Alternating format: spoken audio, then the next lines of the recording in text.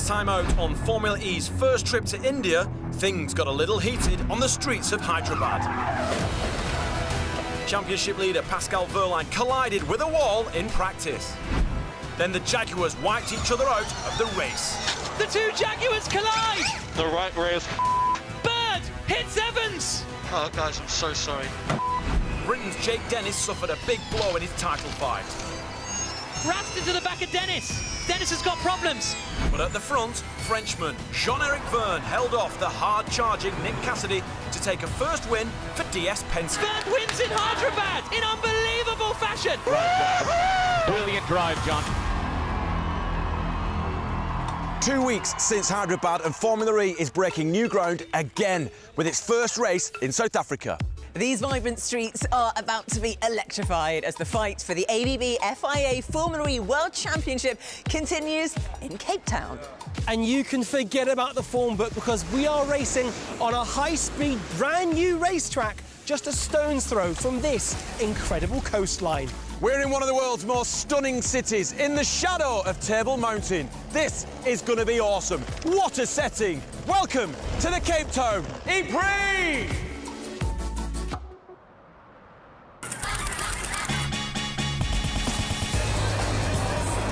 Prepare to be electrified.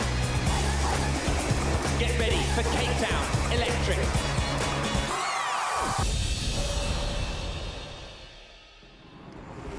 Hello everyone and welcome to the Cape Town E-Prix. Vernon Kay with you for the afternoon alongside a couple of awesome drivers. Nelson Piquet Jr., Naomi Schiff, and the crowd are flooding into this amazing venue here in downtown Cape Town. 25,000 people expected. The atmosphere has been constantly building throughout the morning. The temperatures have risen both on the track and within the pit lane. Guys, this is a special event. Naomi, you spent a lot of time in Cape Town. The atmosphere is awesome.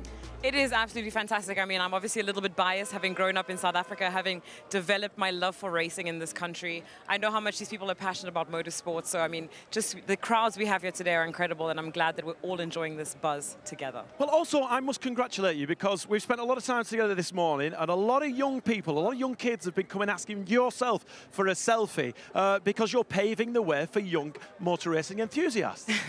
I mean, it's quite humbling to see. I mean, where I started racing here, and I've obviously been able to do some things with my career, and it's just wonderful to be able to bring that back home and hopefully, as you say, inspiring the next generation to be involved in the sport. Yeah, congratulations. Last time out in Hyderabad, another new circuit. Jean-Eric Vergne was at the top of the podium, lifting the trophy. It was a great race and kind of a comeback for DS Penske.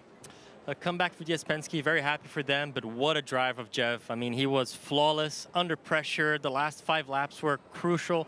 He didn't blink, he didn't do any mistakes. Cassidy had about 3-4% more than him in energy, and he just kept it cool and brought the victory to Jay Penske. So he did an amazing job. Congratulations. He just shown that he still has it. Yeah, it was a tricky start to the season for DS Penske. There was a huge incident that involved both Jaguar TCS racing cars. Sam Bird drove into his teammate, Mitch Evans. Let's take a look at that. I mean, this is an absolute shocker. It really is. Yeah, obviously it was a little mistake, but unfortunately it hit Mitch. I'm sure he's gutted. Sam was having such a good momentum. He had recovered so well from such a tough season he had last year. He reset so well in the off-season. He was coming back. He was quick. He was showing all his pace, and unfortunately, something that obviously hurt the team a bit. But I'm hoping that he'll get over it. I'm sure he will do a good job. Well, fingers crossed. Naomi, this event has been 4 years in the making, and they've given us what could be, quite possibly, the fastest Formula E track that we've ever raced on. It's pretty special and pretty spectacular. It needs a lot of skill to get around. It does. I was very lucky yesterday to be able to jump into the Gen 3 car and take it around this track. I think I might have been the first person on the track besides the safety car. And I must say, like, not only was it a big new experience for me, but the track is very challenging. It's very quick. It's quite bumpy. It's very narrow. I think the drivers have a massive challenge ahead of them today, particularly turn 1. I say watch out for turn 1. Well, it's funny you mentioned turn 1 because we have to talk about turn 9. We've had many incidents so far this weekend on turn 9. One in particular was Sebastian Buemi, a little bit too fast into the turn. Just talk us through this, please, Nelson. Yeah, it's one of those. It's probably one of the quickest corners that Formula E had in all these 9 seasons. It's very quick, very tricky. If you go offline by 1 inch, you get a bit of the dirt, and there's no room for mistakes. There's the wall. You're going to meet the wall. So drivers obviously have been taking a lot of risk, because if you don't carry that speed in the apex of the corner, you have a long straight ahead of you, and you lose a lot of time. So drivers are obliged to take a bit of risk. And this is the same corner, Naomi. This is Edo Mortara driving into, very similar to what happened to Sebastian Buemi. Yeah, I mean, turns 8 and 9 clearly have become the infamous corners on this Cape Townian track. But for whatever reason, I don't know, the cars are going through turn 8, and then somewhere between 8 and 9, they're sort of losing the rear of the car. I think it might have to do with the bump there, and then they're getting on the dirt, and then they're a passenger. Yeah, it was a bit of a nightmare, because once he'd put it into the wall, Sam Bird had the same incident and then put his car into the back of Edo. We'll talk about that a little bit later, because soon we have the Cape Town E-Prix.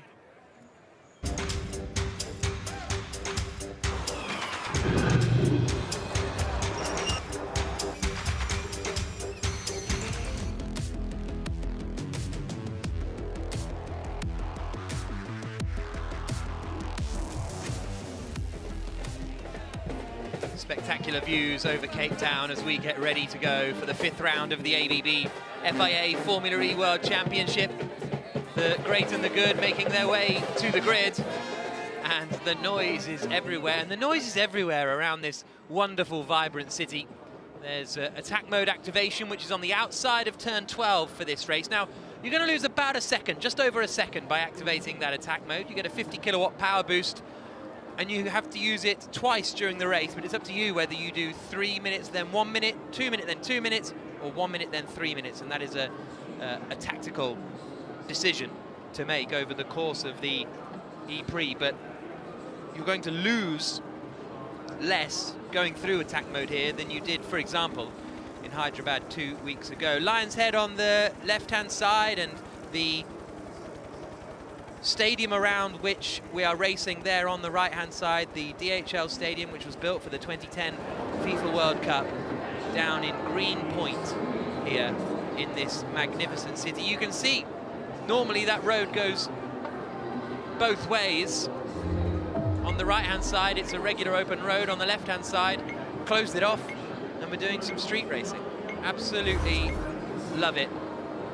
And some news just coming in. Eduardo Mortara will be starting from the pit lane. So Eduardo Mortara will be starting from the pit lane. The team couldn't repair his car in time to get him out to the grid, but it sounds like they will be able to get him out to start from the pit lane. Edo was actually putting the tyres on the car before in the rush to get out there. Absolutely remarkable.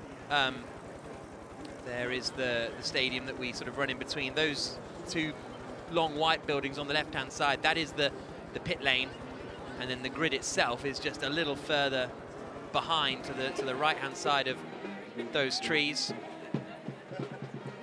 And it really is the place to be honest, in South Africa this weekend. I've already misidentified some of the landmarks. That was Signal Hill, sorry, not Lion's Head. I walked up Table Mountain, so I know which one that is. A little subtle flex, but yeah, got the other ones mixed up a little bit. Stoffel van Dorn in his lovely pineapple hat. He's been wearing it all weekend. And each to their own. Maybe he's trying to sort of inspire some of his inner Dan Ticktum. Pascal Wehrlein is the championship leader, though, with an 18-point advantage over Jake Dennis in the standings. Jean-Eric Verne, the Frenchman, the Parisian, the winner of the last race in Hyderabad 2 weeks ago. And look, I'm very lucky to be in the commentary box for this race, but the sun is absolutely beating down here in South Africa, in Cape Town. It's a beautiful day to race, as they say. Track temperature is between 30 and 33 degrees, but it is beating down upon us. Now, earlier on, we saw an incident with Edo Mortara on the infamous turn 9, and there was another incident after that. We talked about it, but I don't think we showed it. Sam Bird had a problem on the same turn, but unfortunately for him, Edo was still parked up and he drove into the back of him. Let's just take a look. It sounds horrific, I'll be honest with you. Yeah, I mean, a tricky one again. It's hard to see really what happened there. Apparently there weren't yellow flags out, so we're not sure if he could see him or not. But from my perspective, I think that he had already lost the rear of the car, independent of what was happening with Mortara in the wall. So tricky one, tricky one. Yeah, tricky one, and tricky for the team within the Jag garage. Sam Birdie's not going to be ready to race. The whole rear end of that car was done, so Sam won't be racing. Alongside the Mahindra cars as well, they won't be racing. Not just the Mahindra factory team, but the Apt Cooper team as well won't be racing. So that's 5 cars we've lost because they've got an issue with the rear suspension. I mean, we've lost pretty much quarter of the field, Nelson. It is always tricky. If you risk in qualifying, not only you start in the back of the grid, but you have the chance of happening like Sam, not being able to race because you don't have enough time to fix the car. So it's something that drivers have to keep in mind. You want to qualify well, but you need to be very careful not to damage the car in a point that you're not going to be able to race because you only have a couple of hours from qualifying to the race. So it's a shame that happened to Sam. You know, we were hoping that he was going to have a redemption race after last weekend, but unfortunately he's not going to be racing this weekend. But yeah, I mean, it shows how difficult and how tricky that corner is. And let's see, we still have a whole race ahead of us. Let's see how these drivers are going to behave over there. Yeah, and we know Edo did have time, his garage did have time to put that car back together. So Edo Mortara will be racing. He's going to start at the end of the grid. Let's talk about these track temperatures. I mean, you guys are professional racing drivers. What impact does the heat have on you as a driver, but both the car as well? Because everyone talks about this hand-cut tyre taking a long time to warm up, Naomi. Just explain what that means. Yeah, so obviously the traction with the wheel and the tyre rather and the tarmac, sorry, is obviously what generates the heat. The more corners you have, the more, obviously here the braking is happening regeneratively, so it's not necessarily putting any heat into the tires, as well as the compound is obviously really hard, so it's a little bit harder to get that temperature into those tires. But I think because of that, the temperatures here won't affect the performance of the tires too much. So for the drivers, I think it's more about themselves, making sure they stay hydrated, making sure they stay in the shade, and stay focused ahead of the race. All right, and also energy consumption is key in Formula E, Nelson. Just talk us about the equation for success here in South Africa. What do you think it's going to look like? Well, one thing we've been seeing, especially after the India race, the teams have figured out that this car has a lot of drag. So the car that is leading the race, he always has a disadvantage because the guys that are coming behind him, they get a bit of a tow and they are consuming a bit less energy. So there is going to be a bit of a factor of figuring out if it's worth leading the race or stepping back to second, saving a bit of energy, attacking towards the end. So let's see what's going to happen. All right, we will see. Okay, so we're going to prepare ourselves for the South African national anthem.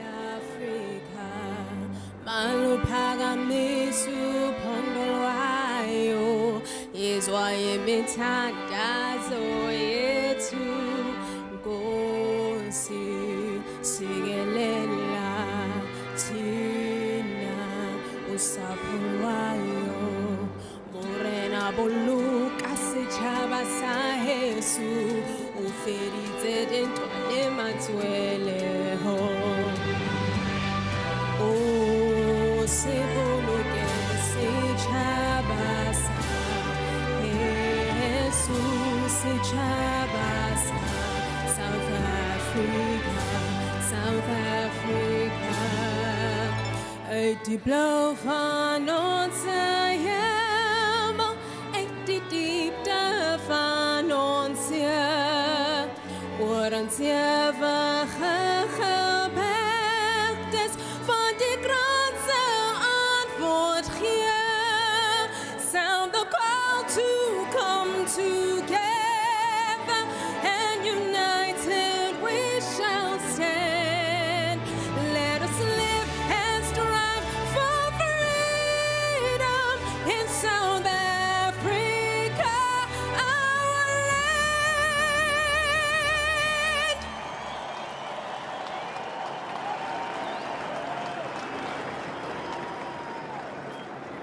All right, there you go. That was the South African national anthem. Let's welcome in Saya Khaleesi, Rugby World Cup winner. Welcome, sir. Come on in.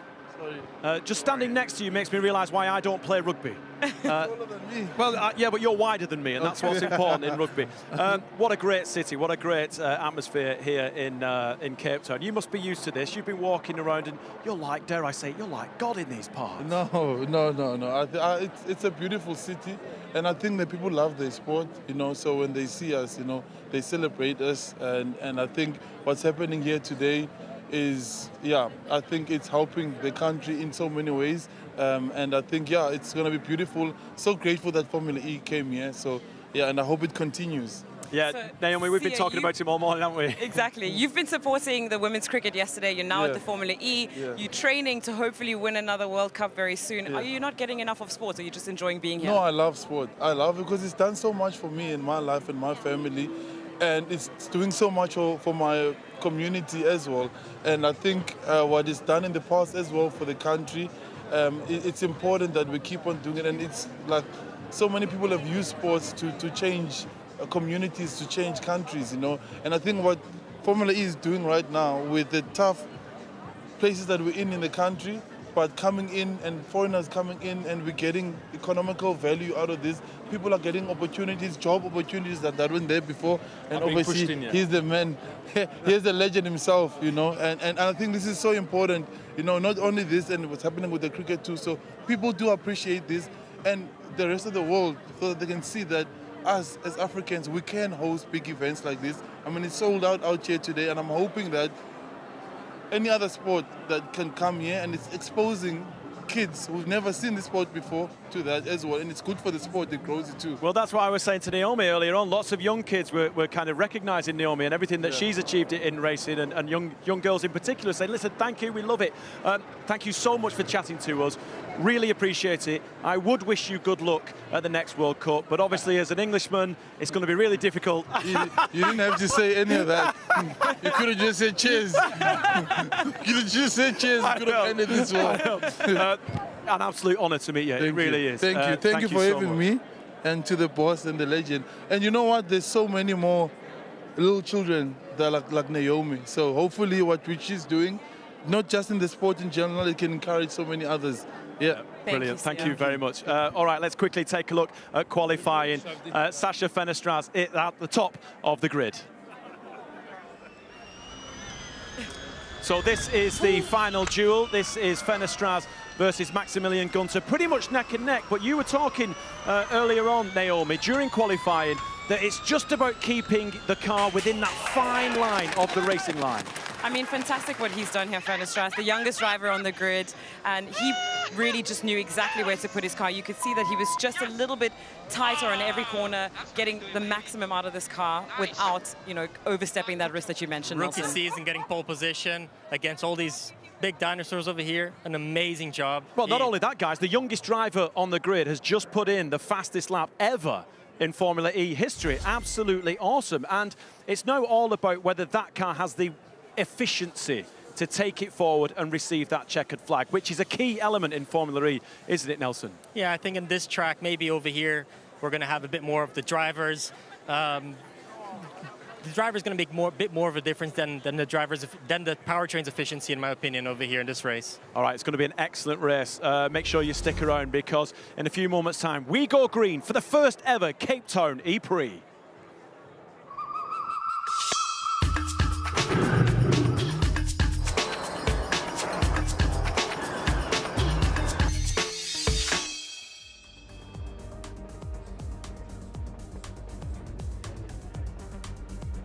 So just a little over 10 minutes away from the start of the race. You can see the V&A docks down there in the bottom left. And there is the second place man in the championship, Jake Dennis, who will be starting down in 14th on the grid. So maybe a chance of scoring some points. He's taken 4 wins in his career, set 3 fastest laps. He's led 30 laps this season, has won a race already as well, but down in 14th on the grid for this one. Very busy grid. He's starting just behind his compatriot, Jake Hughes, in the Neon McLaren. Hughes, something of a qualifying master this year, but didn't really get it hooked up today. Hit the wall in his first run in qualifying. Was able to go again, but couldn't find the pace to get back to the front of the order. And the excitement very much building all the way around this 3-kilometre long circuit, which goes past a lot of high-rises and apartment blocks. Plenty of vantage points for fans. That's the reigning champion, Stoffel van Doorn. Having a little conversation with his race engineer, David Ladouche. Champion last season, but really yet to get off the mark, notably, this year. Currently down 16th in the championship for Stoffel. So it's going to be a challenge for him from 12th on the grid to climb up the order. They've got a great vantage point there because that's out on the back of Beach Road with a view of the exit of turns 8 and 9. Antonio Felix da Costa was sort of happy enough with 11th on the grid. Spoke to him a little bit earlier and he said, yeah, it was getting better qualifying. Said it sort of tongue-in-cheek because he'll be disappointed to be this far down the order, but was scuppered a little bit by the accident in qualifying that meant he couldn't get his second lap done. Oh no, sorry, he made a mistake in the first sector, didn't he? He made a mistake in the first sector. So that's why he's down in 11th on the grid. Jake Dennis, though, 14th.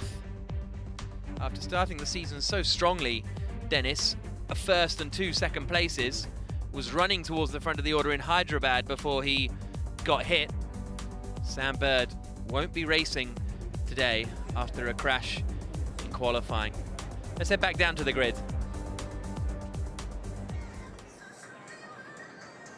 All right, we're on the grid for the Cape Town E-Prix. Just see if I can quickly grab Sasha Fenestraz, who's now having a quick chat, can you believe it? Terrible timing with our South American counterparts, but we'll try and grab him as quickly as possible. Like I said earlier on, the youngest driver on the Formula E grid, but he put in the fastest lap we've ever had in our short Formula E history. So whilst I'm waiting for Sasha, I'm going to go to Nicky Shields, who's with Jean-Eric Vergne. Let's catch up with our winner from last time out. It is, of course, Jean-Eric Vergne. Sorry to interrupt, chaps. I'm going to try and keep my white jeans clean. Jev, qualifying in P5, how do you feel about that position? I'm quite happy with the position. I think we were quite far off the pace. I mean, at least I was yesterday and this morning in FP2. So I'm very happy of all the steps that I've made and we made as a team for all the way to qualifying. So starting P5 is not pole, but at least I'm with the guys in front, and anything is possible from there. Yeah, absolutely. I mean, looking at the competition around you, you've got Mitch Evans to your right-hand side. Do you think finishing on the podium is definitely achievable today? Everything is possible. We just need to stay cool, have a good race, have a good race and try and have the best performance as possible, and then we'll see where we end up. Well, starting off well, staying in the shade, staying cool. Good luck. Thanks very much, Jean-Eric Vergne. Sasha, congratulations. Pole position. How are you feeling? You're smiling, confident? I'm always smiling. I need to be positive in life. Of course, very happy. Wasn't really expecting this at the beginning of the weekend. Again, we are coming from a good streak with India, also with the performance. But we honestly didn't expect to be first here in Cape Town, but nevertheless we're here. So now is the most important is the race. So let's keep head down, try to be careful with the energy management, which is going to be very crucial here with the straight lines and etc. For the race, being in the first position might not be the best, at least for the first half of it. But it is what it is. So we'll see what we can do.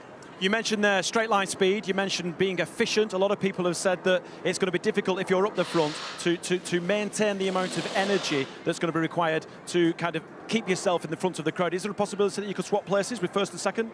We'll see. It could be a strategy or could be not. We'll see, but for sure, the goal is to win the race, and giving a place at the beginning of the race is hard, but we'll see. All right, good man. You go and do Nissan proud. All right, let's go back down the grid because Nicky Shields is with our championship leader, Pascal Wehrlein. All right, we'll grab a quick word. You're a busy man, places to be. Pascal Wehrlein, our championship leader, a massive points lead at the moment. The most dominant start we've seen at the beginning of a Formula E season so far. Well, I wouldn't call it massive. It's a couple of points, less than a race win. But yeah, it's looking good, but it's very early into the season, so the focus is on maximizing every race and collecting again good points today. I think the race car of us is strong, and hopefully we can move up a couple of positions. Very modest of you, but it has been a dominant start, no denying it. You're starting though from P6. Qualifying didn't quite go according to plan today. How difficult is it going to be, given you're surrounded by some pretty fast drivers? Yeah, I mean, I expect big competition in the race. Everyone is learning from the first couple of races, and the gaps are just getting smaller and smaller. So yeah, let's see what we can do, but we're optimistic. Excellent, that's what we like to hear. Thank you very much, Pascal Wehrlein. Feeling optimistic, which is always nice to hear. Sylvain Philippe, you've just said what a spectacular event it really is, and it's nice to see Formula E constantly evolving. Yeah, absolutely. New cities.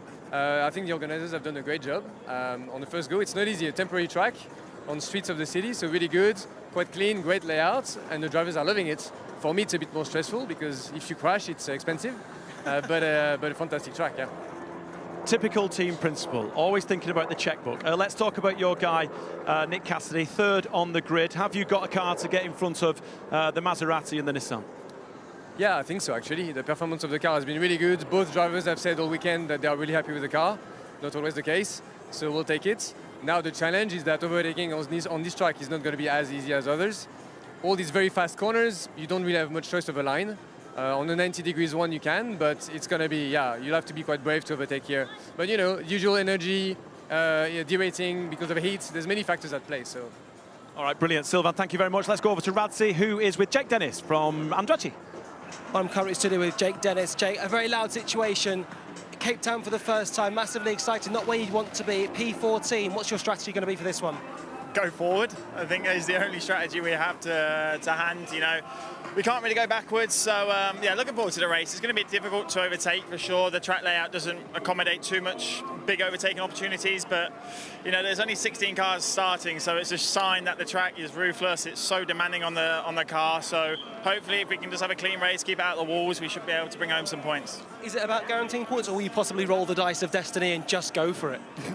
Well, my strategy is always just to go for it, but I definitely need to, score some points, especially after, obviously, last week in India. So keep it clean, be smart with the attack mode. It's a funky one. It's super high-speed attack mode this weekend, so it's going to be interesting to see how people use it. We'll look forward to seeing it, mate. Good luck. Thank you, mate.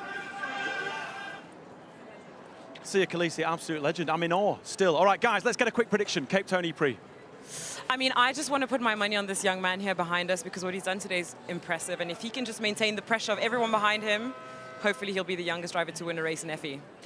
Tough one. I think I'm going to go with Mitch. I think Mitch has been knocking that door since a while, so I'm going to go with Mitch. Yeah, the Jaguar team are really hungry. We've seen the passion constantly from those guys, how much effort and hard work they put in to the success of their Formula E team. So we will see. All right, we are moments away from the inaugural Cape Town E-Prix.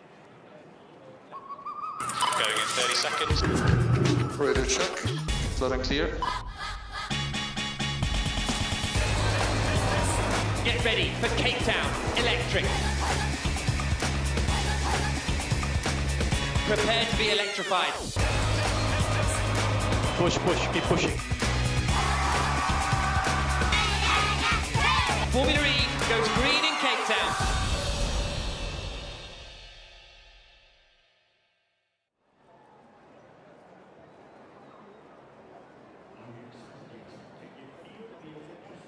Just a minute or so away from the Cape Town E-Prix getting underway. There's the downtown area. Marine life all around as well. Penguins down in Simonstown. And there's the top of Table Mountain.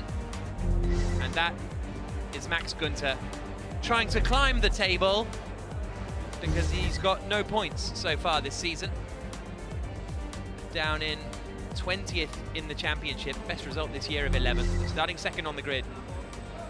But he's got to try and beat this man, Sacha Fenestraz, in only his 6th Formula E race.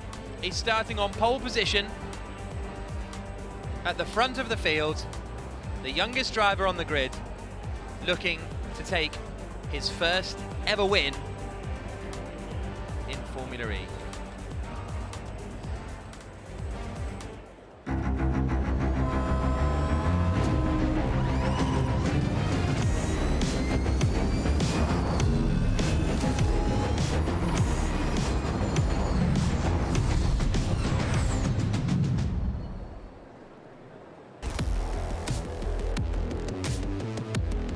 of the most scenic cities on the planet is set to play host to the next chapter of the ABB FIA Formula E World Championship. Welcome to the 2023 Cape Town E-Prix. Surrounded by Robben Island out there in the sea, Lion's Head, Signal Hill and the unmistakable Table Mountain. The Greenpoint area of this city has provided one of the most spectacular racetracks in history. This is the 5th round of the season, and this is the circuit that we are going to be competing on for the next 30 laps of racing. As you can see, Table Mountain in the background. Attack mode activation is on the outside of turn 12. Tricky chicane at turns 4, 5 and 6. A really fast sequence of corners up at turns 8 and 9, which have already caught out 3 drivers so far this weekend. And then the final corner at turn 12. Attack mode activation on the outside of that right-hander. And that is this brand new, just under 3 kilometer Cape Town E-Prix circuit. So the grid. 17 cars will be taking the start. All 4 Mahindra powertrain cars had to withdraw for safety reasons, and Sam Bird crashed in qualifying, so won't be starting. Eduardo Mortara also crashed in qualifying, and he will be starting from the pit lane. Sergio Sedicamera and Andre Lotterer are on the 8th row of the grid. And then we've got the 2nd place man in the championship, Jake Dennis, down in 14th spot. He got a 3-place grid penalty for impeding Stoffel Van Dorn during the qualifying session. Van Dorn, the reigning champion, down in 12th, just behind the season 6 champion, Antonio Felix da Costa. Then we've got Rene Rast in 10th place. He had a 3-place grid drop for colliding with Jake Dennis last time out. Sebastian Buemi, still one of the strongest qualifiers, but had a bit of an accident in qualifying, so could only manage 7th. Championship leader Pascal Wehrlein, 6th on the grid for Tag Heuer Porsche, behind the race winner last time out, Jean-Eric Vergne.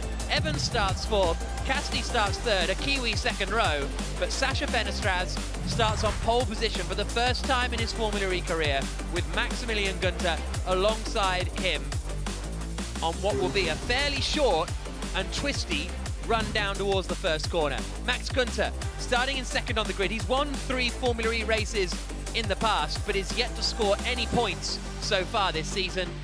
And this is Sacha Fenestraz's 6th race, his rookie year, driving for the Nissan team. Youngest driver on the grid, 23 years of age. And he will be leading the field away in front of this absolutely sold out Cape Town venue. 25,000 fans in attendance. Beautiful breeze coming in from the ocean. And the cars now are pulling into position. Get involved by scanning the QR code and getting involved with the Formula E predictor. My name is Jack Nichols. I've got Nelson Piquet Jr. with me in the commentary booth, the Season 1 Formula E champion. Kelvin van der Linde, the South African racer, is going to be with us as well. But the race is about to get underway. The 5th round of the championship. All 5 lights are on. And we go green in Cape Town. Sacha Fenestraz getting a reasonable getaway, and it's a really good start from Cassidy. Nick Cassidy in the green in vision. Günther sends it to the outside in the blue Maserati MSG. Can he get that stopped? They're still side by side. The fight's on for 2nd place as they come into the left-hander now of turn 2. Cassidy's on the inside. This is a really quick left-hand turn, and Günther gets it. Max Günther manages to recover, get back up into 2nd place. Cassidy then 3rd. 4th is Mitch Evans. He was quite aggressive trying to cover off Jean-Eric Vergne in the early stages, but they now come to the halfway point of the lap through the left-hander of turn 7, but it is Sacha Fenestraz who holds the lead. Nelson Piquet Jr., that was quite a fight for 2nd place there. What a move from Günther. I mean, so confident into the first braking zone. That just shows that the car, even with cold brakes and everything, is working very well. The system is working well, and he's being able to trust the car to brake really deep into the corner, even before the race started and everything is warm. Kelvin van der Linde alongside. Oh, and there's a hit! And that's Buemi. He's been hit from the Porsche. Is that Wehrlein? It's Wehrlein. Championship leader Pascal Wehrlein careers into the back of Sebastian Buemi. And the championship leader is at a standstill, and the championship leader could be out of the race. Looks as though he might have damage to the front of the car. The steering wheel's out. Wehrlein's out. Disbelief in the Porsche garage. Fenestraz leading as they finish the first lap. Günther in 2nd, Cassidy 3rd. Evans fourth, Verne fifth. We'll see whether that maybe necessitates a safety car after all of that. But what a dramatic start to the race this has been. Kelvin van der Linde took part in the free practice sessions, was due to be in this race, but a problem with the car means he can't be. Luckily for us, he's with us here, and you've been driving this track all weekend, Kelvin. It's hang on, here's Verline's radio. Suspension damage, right? Yes. Attention all teams, this is attention all teams. Full course yellow in 3, 2, 1. Full course yellow, car 9-4. 9-4 is in the middle of the track, please be aware. Car 9-4 is in the middle of the track at the exit of turn 10. Scott Elkins, race director, calling for the full course yellow. Kelvin, there we what a start, and oh, Mortara as well. Mortara as well. I mean, this track has been ruthless, hasn't it? It's been absolutely wild. I cannot say it enough. I mean, you see it now on cold tires, cold brakes. The guys are really on the limit. Absolutely, yeah, you can see there's so much room for error, and yeah, just terrible actually for Pascal. I mean, the last thing he wanted to happen so early on in the race. So Gunter, it says on the timing screens, is ahead of Fenestraz here. So whether they swapped under as full course yellow was called, I'm not quite sure. It might just be a bit of a timing glitch. Right, let's have a look at what happened to Pascal Wehrlein here, Nelson. He's at the back of this pack. The second green car's about to just get steamed into. He outbraked himself. Cold brakes, locked up, and couldn't stop in time, so... Oh, yeah. Safety car deployed now, and yeah, the front left was instantly broken. So it's so difficult in these opening laps, Kelvin, on the brakes. Yeah, the thing is with these new Gen 3 cars, obviously with the regen on the front, we have so many systems that are trying to prevent wheel locking. So I can imagine the beginning of the race, that's also playing a factor. So that's why you also see the wheel locking so late on. I think in the beginning, the systems took over. He obviously did outbrake himself, but at that point, you're just a passenger, and yeah, really unfortunate for Pascal. That's what I was saying, the Maserati car having to brake so deep into the first corner. Got hit from behind big time. That's Buemi saying he got hit from behind big time. Yeah, but going back, I was saying what Gunter did into turn 1, it just shows that the system works very well with the car, and you know, he had so much confidence to brake late. Lap 3 of 30 then here in the Cape Town E-Prix. Already a dramatic start. Pascal Wehrlein is getting... They're trying to clear the car. He's still in the car at the moment as they get some of the debris out. He's in the runoff area of turn 10, so hopefully it shouldn't take too long. Now, positions gained off the start. René Rast has gained 4, but the Gunter Fenestraz thing is the one, because...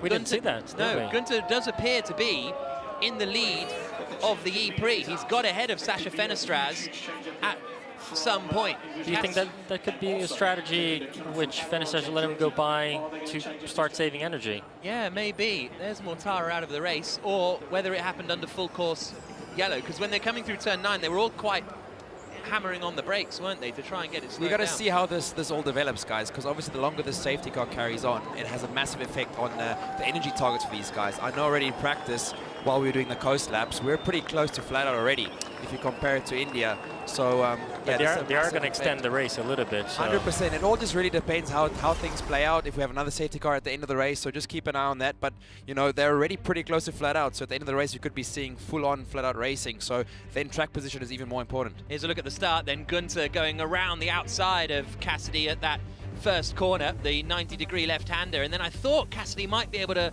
hold on here because he had the inside line for 2, but decided to bail out of it. Gunter feeling brave around the outside, and then on the run down towards the chicane. Remarkable scenery on this circuit. They come through the chicane there, and everyone's still quite well behaved. Rast there went around the outside. I think it might have been a Dan Ticktum he was fighting with. Rast up into 6th position, and here's the Fenestraz. Okay, so that was coming down at 1 again. So that was still Gunter trying to get around the outside, but not quite able to pull it off. And this is the view on board with Wehrlein from the start. Pascal Wehrlein coming down into the first corner. Replay of him trying to get around the outside of Jean-Eric Verne, and that was getting tight, wasn't it, with Buemi? Also so difficult. As the championship leader, you feel like everyone's targeting you. You're so scared to make big moves, but at the same time, if you're too cautious, you get pushed out the way. So very difficult situation for Pascal. Mr. Costa further back as he goes to the outside of Norman Nato. Oh, and again, Nato got a little bit loose and came over towards squeezing him. And then again, this quick left-hander at 2 and 3 for Da Costa. And then manages to emerge in position. Now, this is the accident again, so watch the second green car, about 6th back on the left-hand side, just appearing into view. Now Buemi was pretty late on the brakes, but not as late as Verline. And that is the championship leader out of the race on the opening lap of the Cape Town E-Prix. But I mean, what a venue, Calvin. I mean, I know all you've been doing all week is media and selling Cape Town to everyone, but have another go. There's some world-class spots out there. You can see those balconies are probably prime spots this weekend, and great to see. I mean, look at everyone got a beer in the hand. Yeah, they're loving it, and you know, absolute goosebumps on the grid as we were listening to the national anthem. So many passionate fans, they're all happy, and it's great to see that this electric technology is being embraced so well this part of the world. Yeah, absolutely. Really, really cool. Lap 4 of 30 behind the safety car at the moment as they clear Pascal Verline's car. There's a look down at Mully Point and the left-hander that takes them back in between the two stadiums, the DHL stadium on the left-hand side that was built for the 2020 FIFA World Cup here in South Africa. And at the moment, it is Max Günther leading the way ahead of Sasha Fenestraz. We're still trying to get to the bottom of how that and where that changed, whether that was in all of the melee earlier on. Cassidy 3rd, Evans 4th, Verne in 5th. Safety car will be coming in this lap. And here's a look again at Pascal Verline. Front's locked. I'm out. No! Well, we spoke to him on the grid and he said, you know, you got to just keep getting the maximum out of each race. Right, safety car is going to be coming in this lap. Günther will resume in the lead of the race when the safety car comes in. Lights are off, and now it's all about managing this restart. Günther, Fenestraz, Cassidy, Evans and Verne. Apologies for some of the team radio language a moment ago from Pascal Verline, but obviously very frustrated with that accident that has knocked him out of the race. Right, so when does Günther decide to go? That's going to be the question. And everybody else is going to be backed up behind him. Dennis still there in 12th place, Lotterer in 13th position. Green flag. And the Cape Town E-Prix gets back underway. The safety car pulls in, and Günther's gone for it now. Coming into turns 11 and 12. Günther leading, Fenestraz 2nd, Cassidy 3rd, Evans 4th, Verne in 5th, Rast, Ticktum, Da Costa, Nato and Hughes, the rest of the top 10. Oh, so close, Evans to the back of Cassidy. And again, they're still going to be just getting up to speed in these early stages. And they're running, you run so close with other cars in Formula E compared to other Formula. Yeah, it's unbelievable. And I think what's also quite interesting about this race, I think the layout of the circuit, it lends itself for the slipstream effect to be so much more critical. It's going to be almost like a cycling race. I think the guys are going to be using the slipstream. I think so. So Maxi, I think at the front, I don't know if it's ideal. These guys are going to be behind him. They're going to be hanging in their slipstream, saving their legs for that final sprint. So I'm very, very interested to see how the strategy plays out. And it's a little bit different from cars that have more downforce, because in Formula E you can really get close to each other. You don't lose that much in the high speeds. And Kelvin can correct me if I'm wrong. I haven't driven this car, but if you get really close, you don't lose that much downforce in high speed corners, do you? Yeah, that's true. But in these cars also, we got to be careful about the temperature. Obviously, the FPK cooling is on the left-hand side of the car. So you'll see maybe at some point in the race, we call it energy derating. So that's when the battery is getting very, very hot. You lose essentially this regen potential from the car. So you might actually see during the race the cars are dipping out of the slipstream to cool the systems down. So let's keep an eye on that.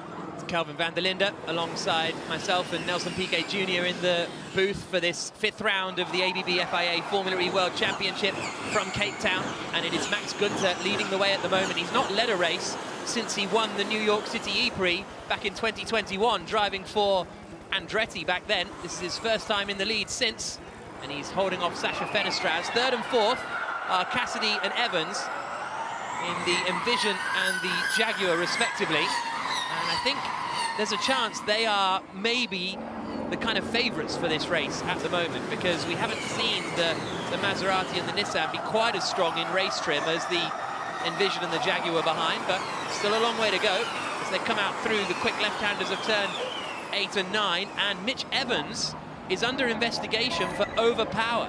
So that is using too much power. You're running at the moment in 300 kilowatts. Going down on B group. Come in. And if you use more than that, that's against the rules, so we'll keep an eye on that one. So just to explain to the fans out there that are watching, overpower, we typically have it on very bumpy street circuits, so these bumps create oscillations in the powertrain. That's when you see spikes of overpower. It's not necessarily that they're using, it's not an advantage, so to speak, but it's just purely a regulation thing. So yeah, definitely not what you want to be seeing. Cost Sebastian Buemi a podium in Hyderabad last time out. If you would have to say it into a combustion engine, it would be the same thing if you had a limit on the revs, and then you go over a bump and it revs really high. You know, they have a limit on how much, let's say, how many revs you can do it. So sometimes difficult to control these bumps, and when both the rear axle goes on the air and then goes really quickly, and mostly it's a software issue that the team needs to keep an eye really closely, for it not to happen. Otherwise, Formula E gives you a penalty.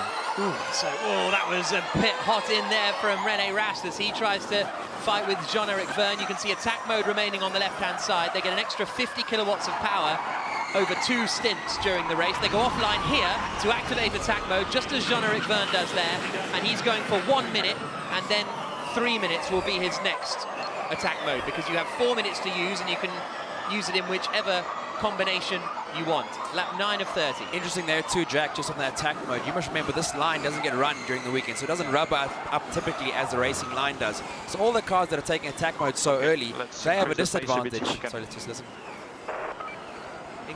Increase the pace a bit if we can, is the message to Gunther. So the cars that are using the attack mode early on, they have a disadvantage early on because the line generally is very dirty. So as the race progresses, the cars going later on will probably gain a couple of tenths as we progress.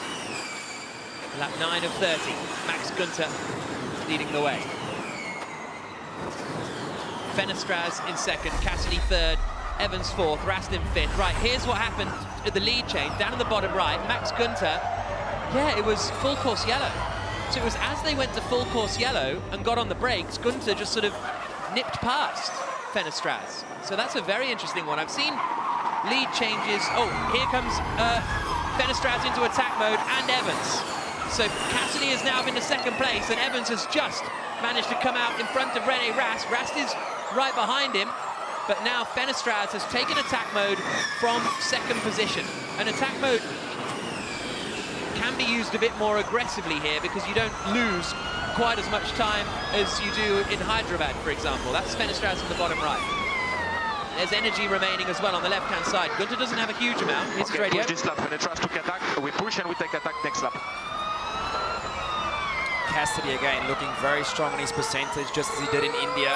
So let's keep an eye on him. I think that Jaguar powertrain is very, very efficient in race trim. So Gunther and Fenestraz slightly less than Cassidy and Evans. It's Jaguar powertrain in the back of the Envision and in the back of the Jaguar.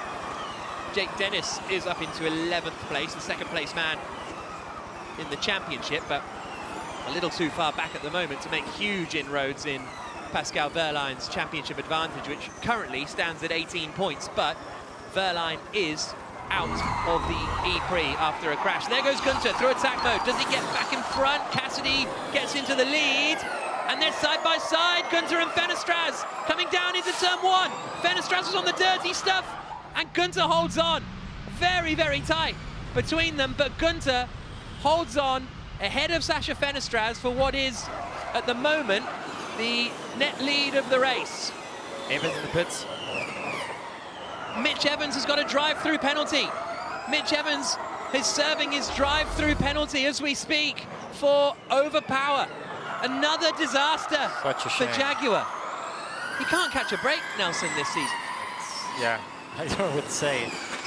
Tough one, but here he is now, just coming back out onto the track. I was going to say he was in a very strong position because he had the car that had the most amount of energy, and we were talking about the car in the lead spending more power because he has the drag. Gunter was the car when it showed the energies on the side that had the least amount of energy from everyone. So it does, you know, they are starting to see that this Generation 3 car does have a bigger drag effect, and when you stay in the slipstream, you do save a bit more energy. So this is at the moment the battle for second place. Fenestraz trying to pass Max Gunter. Cassidy is ahead, but Cassidy hasn't used his attack mode yet. Hasn't led a race this season, Nick Cassidy, but he is out in front at the moment. He's 5th in the championship, and a win would take him up. Here's Cassidy's radio. Let's just keep going for a while. Gunter 1.1. Let's just keep going for a while, he says. A win would take him up to 53 points, which would still be less than 30 back from Pascal Wehrlein. Still a long way, but it would chip into the advantage a little bit. So he's saying, let's keep going. How flexible is the attack mode strategy? How much are you deciding as a driver during the course of the race? It's a difficult one, because as a driver, you don't really have the perspective that teams have, or us in the commentary box. We can obviously see exactly what's happening. We can see all the energy percentages. I'm not so sure it's the right call for Nick to go out so long. If the guys behind do catch him, and he goes for attack mode, he could lose a lot of position. So I don't know if it's the right call right now. If he can keep that gap, definitely, but we have to see how it plays out. Cassidy leading, 66% energy remaining. Gunter on 65. Sasha Fenestraz is in 3rd place. 4th is Jean-Eric Verne. So you get 2 attack mode hits over the course of the race. Everybody has taken their first one, but Nick Cassidy and Antonio Felix da Costa. 1st and 6th. René Rast is currently in attack mode. So here comes Nick Cassidy, lap 13 of 30, leading the Cape Town E-Prix. Then it's Gunter and Fenestraz, and then it is Verne, and then it is Rast, and then it is the Porsche of Antonio Felix da Costa. But yeah, Cassidy's lead 1.8 seconds. Yeah, just on that last lap alone, 4/10 quicker than Gunter. So yeah, I think he's definitely going for it, probably spending a bit more energy now, getting clear air, making sure Gunter stays also in dirty air and not making use of that slipstream. So yeah, it seems to be working out for Nick. The Abt Cupra driver Kelvin van der Linde alongside me, and the Season 1 Formula E champion Nelson Piquet Jr. Lap 13 of 30 here in Cape Town. Here's Cassidy's radio. Take attack is the message. He does, and he comes out ahead. So Cassidy stays ahead. Gunter has just activated attack mode as well. And Jean-Eric Verne is now right behind him as they come down the back straight. It's still only saying, so that must be Gunter's 2nd attack mode that he's just taken, right? I think that must have been. Cassidy activating his 1st. Verne in 4th position now. Here's Sasha Fenestraz's radio. 3 minutes. Let's try to stay with him. Let's try to stay with him is the message to Sasha Fenestraz, running in 2nd place. Cassidy out in front in the green Envision. There's Gunter in 3rd spot. So because he activated attack mode, he's now dropped back behind Fenestraz. And that was his 2nd attack mode, but Fenestraz still has another one to take. We go on board here. Oh, Rast is looking racy. Right up behind Jean-Eric Verne. Neither of them are in attack mode at the moment, so this is just a pure race. I actually saw René on the grid just before the race. He's actually feeling a little bit unwell. So great to see him actually keeping up and yeah, doing a great job out there. Sorry to hear that, René. Here he is now, swinging it into that left-hander of turn 1. Very close behind with Tictum and Stoffel van Doorn too. But Cassidy's still out in front. Fenestraz is sticking with him at the moment. Here is Rast's radio.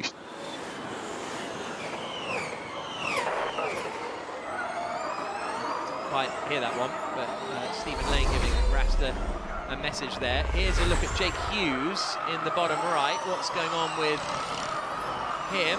Oh, goes wide. Keeps it out of the barriers, but loses a place to Stoffel van Doorn, and I think subsequently Jake Dennis as well. Fenestraz is stuck with Cassidy here. It's impressive. He's definitely in the hunt here, and again, making use of that slipstream. He's not in attack mode, so he doesn't have the extra 50 kilowatts of power, but making use of that slipstream and looking in the hunt. Through 11, through the right-hander of 12. Over the timing line now. The DHL Stadium in the background, heading down towards the left-hander of turn 1. Fenestraz very much keeping with Nick Cassidy at the moment, who will be out of attack mode in 23 seconds' time. Gunter in third has used both of his attack modes now. Well, he will do in 20 seconds. But then it's a case of when... It's sort of like a long game of chess in Formula E sometimes, because you're happy to sit behind. Here's Fenestraz's radio. Cassidy and Gunter attack ending 25 seconds.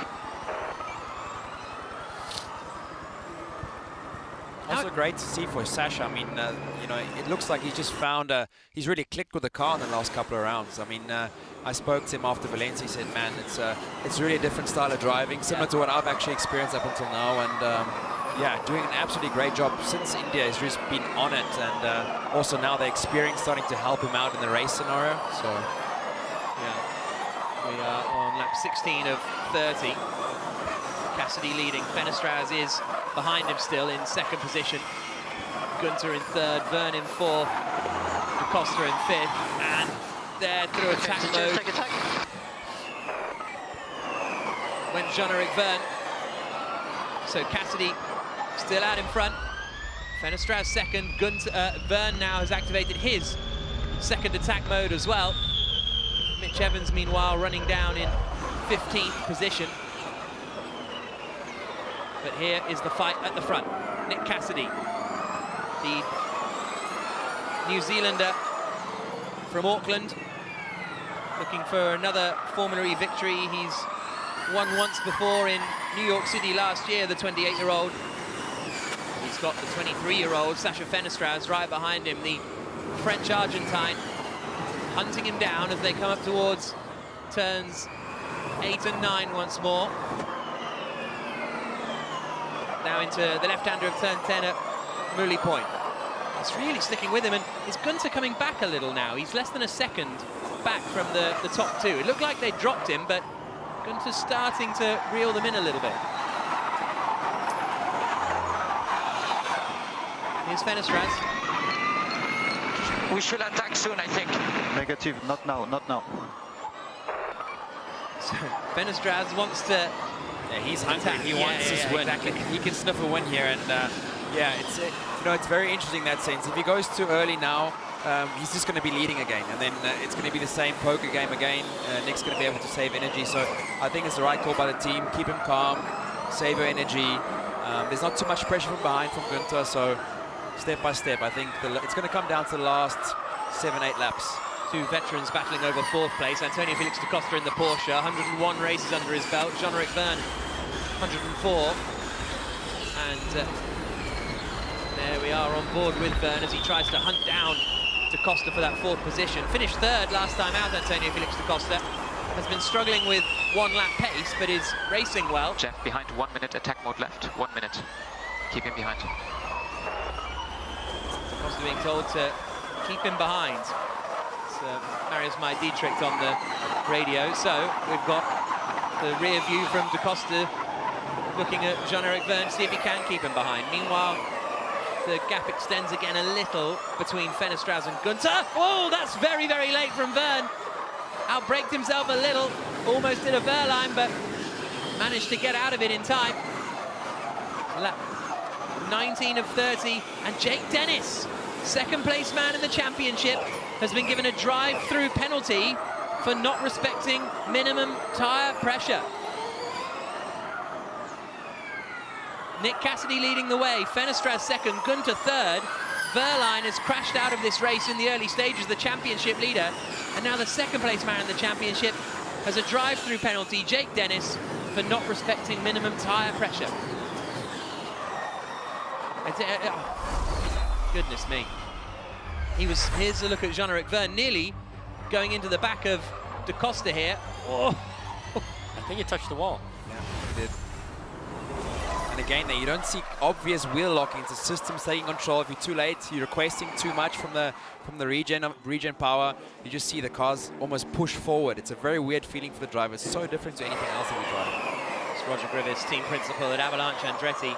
Andre Lotter is also under investigation in the other Andretti for not respecting for something in the safety car procedure. Here's Dennis's radio. Drive through, serve it now, drive through. Sean McGill on the radio, and it's a long old drive through pit lane here. So, top two in the championship don't look like they're going to be picking up many points today. Pascal Wehrlein certainly isn't. Jake Dennis is going to emerge a long way off the back of the pack.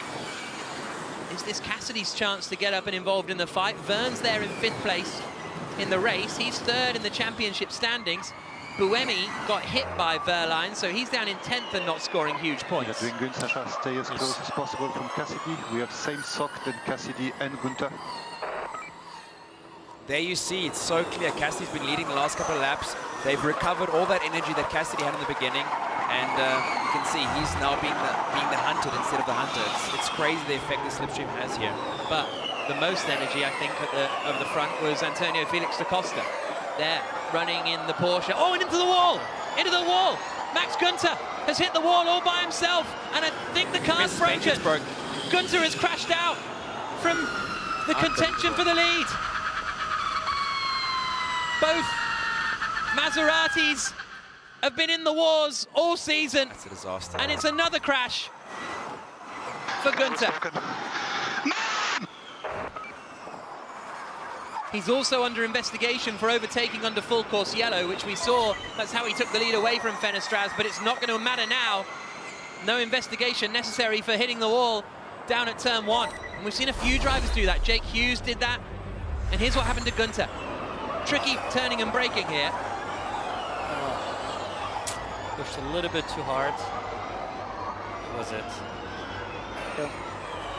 Attention all teams, this is race control. Full course yellow. In so unlucky for Max. I mean, he just can't catch a break at the moment. It's, that whole Maserati team, they're desperate for points, and they've shown such great pace this weekend. Full course yellow. Now that's interesting. So Cassidy activated his attack mode just before full course yellow was called. And I think he'll have got away with that one. But da Costa is now into 2nd place. Jean-Eric Verne is now 3rd. 4th is Sasha Fenestraz, because he must have activated attack mode at that point as well. But now he can't use that extra power because they're going at the allotted 50 kilometers an hour. We're going to see how this plays out as well. I don't know how close they were at the full course yellow, but it could also be open up the chance for a penalty somewhere. We need to see a replay of that, but that was very, very close. A lot of them shuffled up there, so we'll have a look at it here. Full course yellow will be ending quite soon because they've already got Gunter's car off. So here we go. Full course yellow ending in 5, 4. So they both went through, and then attack mode happened. Green flag. And now full course yellow is ending. The race gets back underway, and flooring the throttle is da Costa. Cassidy gets going as well. Very quick, swift work from the marshals. But we only have 9 laps to go, and Nick Cassidy is still leading. Antonio Felix da Costa started 11th and is somehow up into 2nd place. Jean-Eric Verne is 3rd. Sasha Fenestraz started 1st, is now down in 4th. You can get involved with driver of the race if you want, down in the bottom left. This is going to be a tough one to call because I think we've got a long way to go, but the pole sitter has not won the race for the last 7 Formula E races. It's remarkable. And Fenestraz now is in 4th place, and he's going to be frustrated and on the charge. There will, of course, be extra laps, I imagine, because of that safety car period earlier on. So we'll find out exactly how many a little later. Energy-wise, Fenestraz has probably the least of the front runners, and da Costa's in a good place compared to Cassidy, and look how close they are. Coming across the line now to start lap 23. Cassidy leads, da Costa 2nd, Verne 3rd, Fenestraz 4th.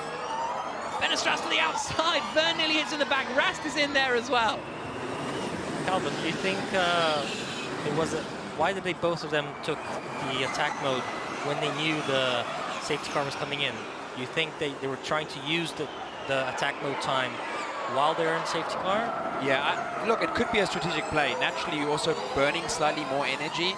So if you can get that attack mode out the way and still keep track position, you don't risk not being able to take it at the end of the race. So it definitely was a strategic play by the guys, but I don't know if it worked out for Nick. I definitely believe, but let's see. Da Costa is the only driver with an attack mode still to run. Yeah, and if there's a safety car now, he could be in trouble. Yeah, in the race. because he will, and also he will lose a load of places if he were to activate attack mode now. He'd probably fall behind Verne and Fenestras, so he wants to try and build a gap. Cassidy was actually defending a little going into Moulet Point at turn 10. Here's his radio. And Jeff have 2% more. You're the same as Sasha. Cassidy being told, the guys behind you, and not just any old guys, Antonio Felix da Costa and Jean-Eric Verne. 2 champions. You have more energy than you. Oh, a bit wide in there from Fenestras at turn 1. There's the energy on the left-hand side. Swinging through the left-handers of 2 and 3. Here's Fenestras' The only radio. car that needs attack is Da Costa, 2 cars ahead of you, so we will get that position if we stay close. So Fenestras, who felt like he was in the hunt for the race win. I mean, he's not out of it, to be honest with you. He's right there, and he can see the race leader. But it's so tight up at the front with Da Costa, because he knows he needs to get a gap, and he's looking to the inside, coming into turn 8. Da Costa, has he managed to pull it off? He did. Unbelievable. Wow. An outrageous overtake from Antonio Felix da That is move Costa. of the weekend. Unbelievable. Takes the lead of the Cape Town E-Prix. Now, how quickly does he try and get away and try to take attack mode? Those are the 2 questions. Doesn't do it this lap. He needs to, because every lap that he waits now, there's a risk of a safety car. It could ruin his entire race. So he needs to take a run for it now and then run for attack He's mode. going to push this lap and he's going to take it the next lap. But the cars behind him knows that he's going to do that, so they're going to push as well this lap. Let me do it. Let me do it. Da Costa saying, just let me do it. He knows what he's doing. Here we go. There's a look at it again. And just... whoa. That is so scary. I cannot put in Oh. perspective for you guys. We're at close to 250 kph there. It's so narrow. Here we go, on board with Da Costa. Just What a move. Massive bump here. What a move. Oh my word, and look at him disappearing. He's 1.3 seconds up the road. I think he got it. And Verne is ahead of Cassidy. Verne's got ahead of Nick Cassidy too. So Cassidy drops down to 3rd position in the Envision. Verne, Da Costa still has to take an attack mode. He should be able to do it this lap Should be good. It's potentially. going to be close. It's going to be really close. He's going to get it now. Because Verne's going to be in there too. Here they come into the right-hander of turn 12, and he takes it. Got it. And he stays ahead, Antonio Felix da Costa. Started 11th on the grid. Verne is right behind him, but at the moment, things just keep getting better and better and better for the Portuguese driver out in front. Only once in his Formula E career, he missed it. Da Costa missed it. No way. Da Costa didn't activate attack mode. He went through the... That's for sure costing the race. Yeah. Has he got the Maybe energy even a podium at this rate. to build the gap again and activate it again? Da Costa. He must have spent so much energy Yeah, he's the last putting lap. so much energy in. Because he's now got less than Jean-Eric Verne, and he has to go and take the attack mode loop. Goodness me. Well, he's going to push now to try to recover to go to 2nd place, but probably, it's going to make his life really tough. And Jev, you know how he defends. It's really difficult to get around Jev when he's leading a race. Well, what a race by him as well Yeah, but he again. has so After much more India, energy, it's no chance. did something happen in the back? Cassidy saying he's got so much more energy, there's no chance. Does Da Costa go again this lap? No. No, he doesn't. So, That's risky. yeah, maybe he wants to just try and do everything he can to Build a bigger build gap. that gap. So, coming down now into the left-hander at turn 1, bottom right. This is what happened to Da Costa, and he'll come through this right-hander here. He only hit 2 of the 3 loops that you need to hit. So Da Costa leading, but Verne right behind him. Verne has 11 Formula E wins, never won back-to-back races. Antonio Felix da Costa started this race in 11th. Only once has he won the race not from pole position, and that was his first race win in Buenos Aires 2015. More sock than him and then Cassidy. Verne being given the good news on the radio. Through the left-hander as we enter the closing stages of this fascinating Cape Town E-Prix. Does Da Costa go for it this time? Yeah. Okay, take attack. Da Costa goes through attack mode, and Jean-Eric Vergne takes the lead of the E-Prix. Jean-Eric Vergne's in front. He's never had back-to-back Formula E wins. But now the winner in Hyderabad 2 weeks ago looks set to maybe even move up to second in the championship. What can Da Costa do now in the closing stages? The fight is on as well with Cassidy for third. They're dropping back, Cassidy and Fenestraz. And Fenestraz will want to be on the podium for the first time in his Formula E career. Rast is still fifth, Dan Ticktum's in sixth. Haven't said his name all race, but he's in sixth position. Van Doorn's in seventh, Buemi, Lotterer and Hughes are the rest of the top 10. So Vergne, as it stands, would be up to 56 points. So he'd be third in the standings, behind Jake Dennis still, but a bit more in the fight. But Da Costa's closing in.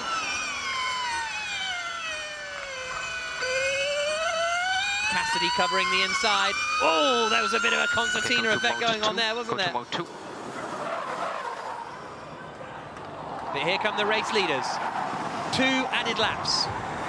We will have 2 added laps, so we've got 4 to go as we come across the line now. 4 laps remaining. It's Vergne versus Da Costa. This was Vergne taking the lead as Da Costa activated his attack mode. Only one of Jean-Eric Vergne's 11 Formula E wins has he won by more than 2 seconds. Most of them have been less than a second. He never sort of disappears up the road, Vergne. He's always a new track somehow. He loves these new tracks. So he's always having to fight. The rest of this field behind Cassidy is fascinating as well. The top 2 sprinting clear, with Cassidy third, Fenestraz fourth, Rast, Ticktum, Van Doorn, Buemi, Lotterer, Hughes, rest of the top 10. So 3 laps to go. FPK temperature, same sock as Tonio. Vergne being told you've got the same sock, which is state of charge, same battery level basically as Da Costa. You can see there's 0.2% between them in terms of energy, so it's all just going to be about racing here. The cars are so lively through 11 and 12. It's unbelievable, so risky, especially when you're following so close. The team also, I mentioned, they said to Jeff he needs to save on FPK temperature. That's a front regen, so it obviously means he's high on battery temperature, which obviously means he's regenerating less. So let's keep an eye on that. Maybe Antonio can get a deficit and maybe can attack again. These two were teammates for the last few years before Da Costa left to join Porsche at the start of this season. Well, Vergne left as well to join Penske. Look how close they are through the chicane. Nothing in it. And there's nothing, and Fenestraz is through. Fenestraz is into third. He's got ahead of Nick Cassidy. He's then defending, coming into turn 7, out onto Beach Road. But he's made the move stick. Rast is going to try and get involved in the fight as well, but look at the leaders. Nose to tail.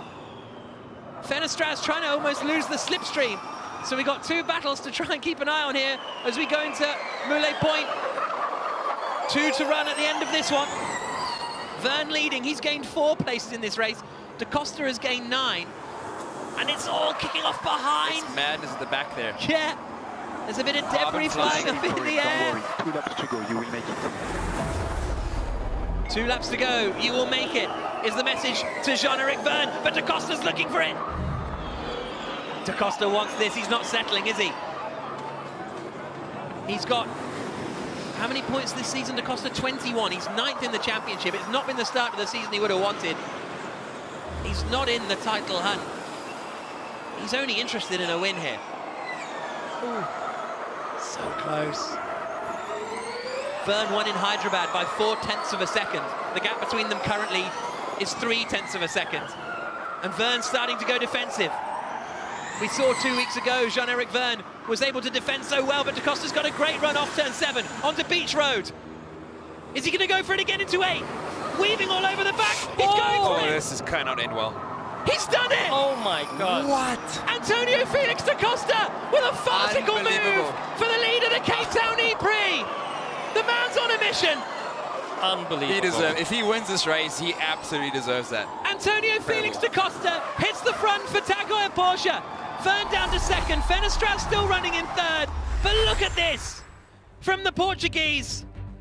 There's no room, but he just sends it That around was the outside. 10 out of 10 risk. 10 out of 10, but it paid off. There's contact as they come back on at 8. This is wild.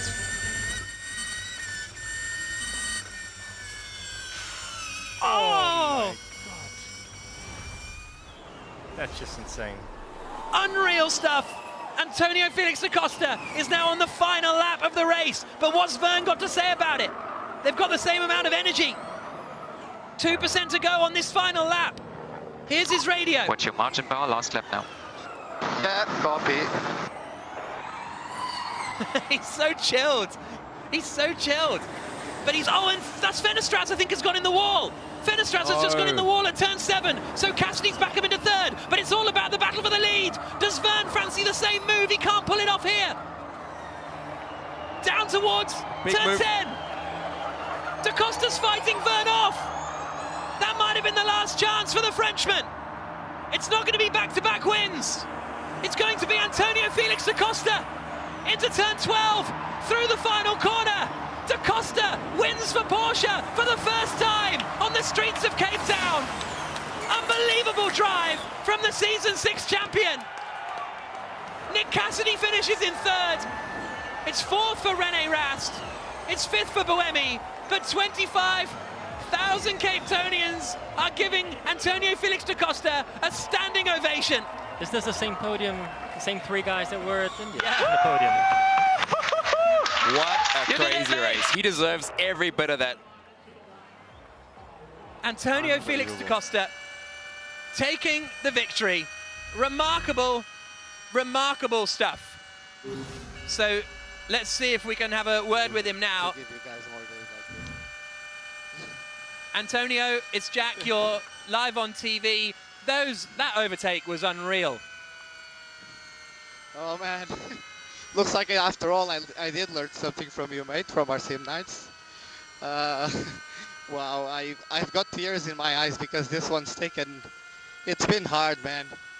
It's been hard. Thank you to my team, Tagoya Porsche. Thank you, guys.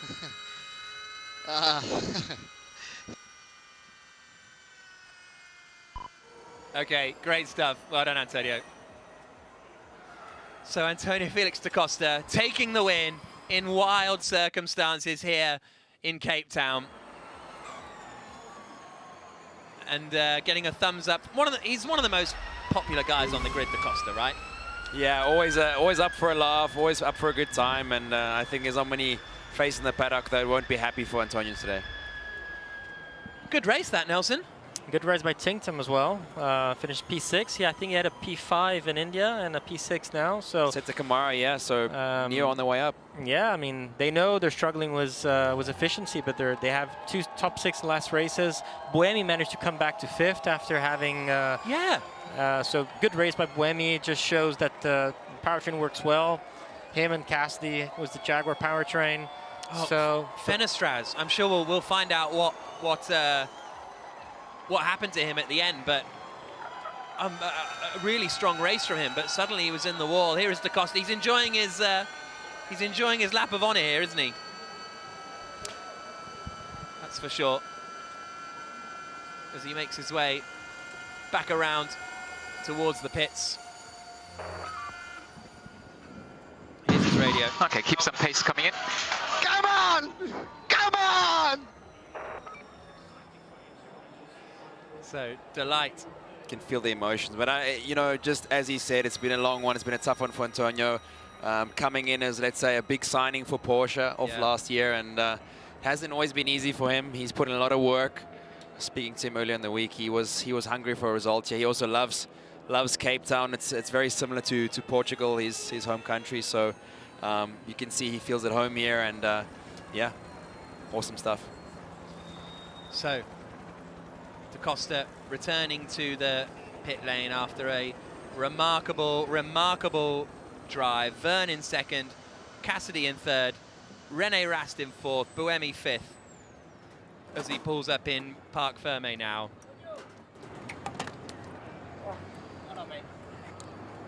A high five with Nick Cassidy for the race winner, Antonio Felix da Costa.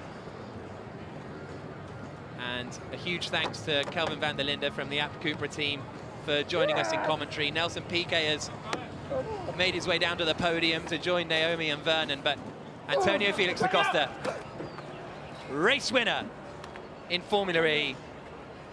Where do I go? Vamos! Antonio! Antonio!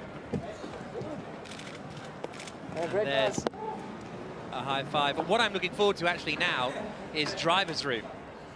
Keep your eyes peeled on social media and the Formula E website, an app for that later, because when the other drivers see da Costa's move, I think there's going to be quite a good, fun experience there for them. And yeah, spoke to Antonio before the start of the race, and he was like, "Oh yeah, we're getting a little better." Yeah, it's a thing called a car in the way. And he said, you know, you don't want to be leading this race until the end. But I think he never really thought he was going to have the lead of the race at any point. Hey, come here, man. Bring it in. Well done, bud. I told you it was coming, man. So, hugs all around for da Costa. We'll be hearing from him in a moment or two, but what a performance from Porsche, and another Porsche win from a long way back in the field. Started 11th on the grid. Again, a lot of incident going on. This is the reaction of Florian Modlinger. And that's great for Porsche's Teams Championship as well. Already at the top of the standings.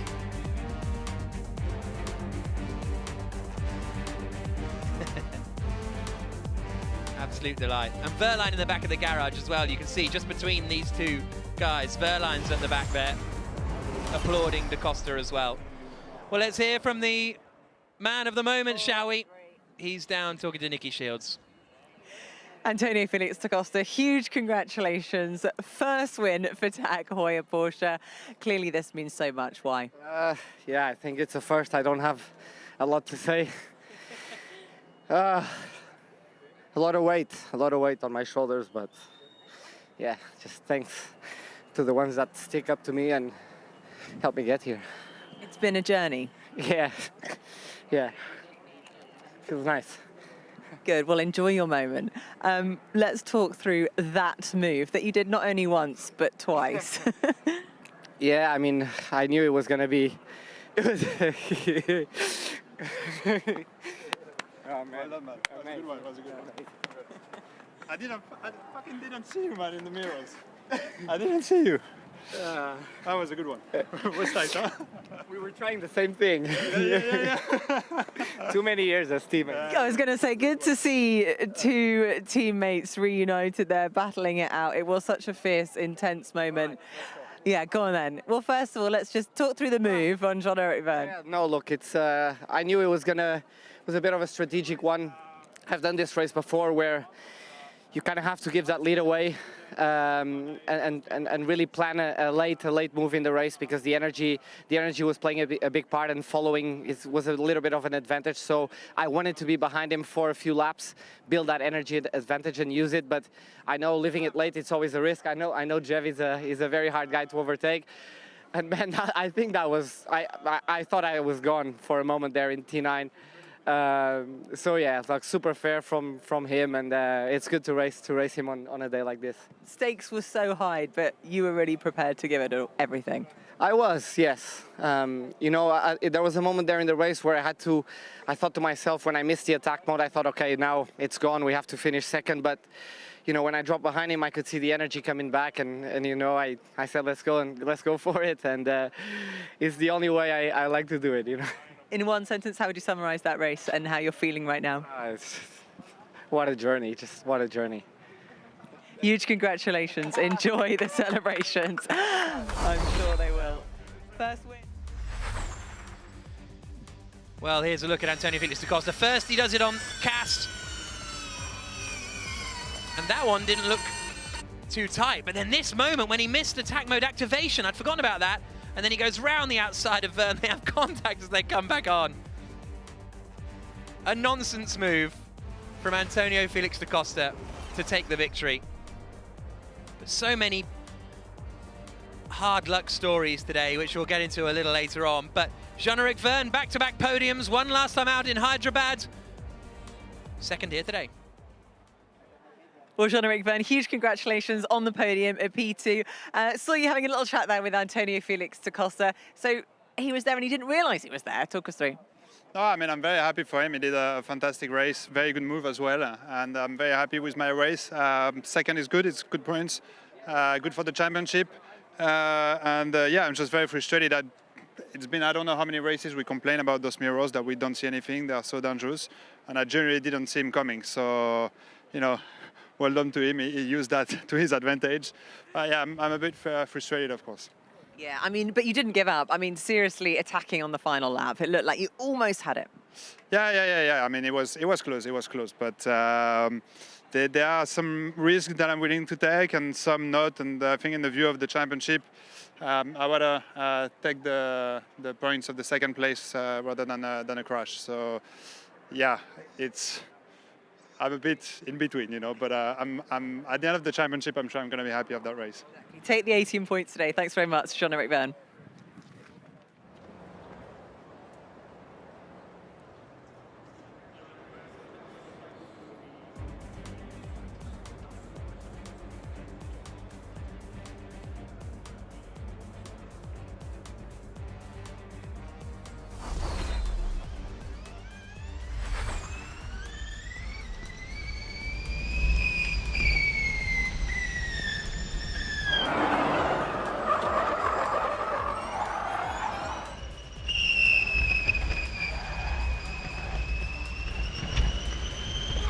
So it was Jean-Eric Vergne getting into the lead.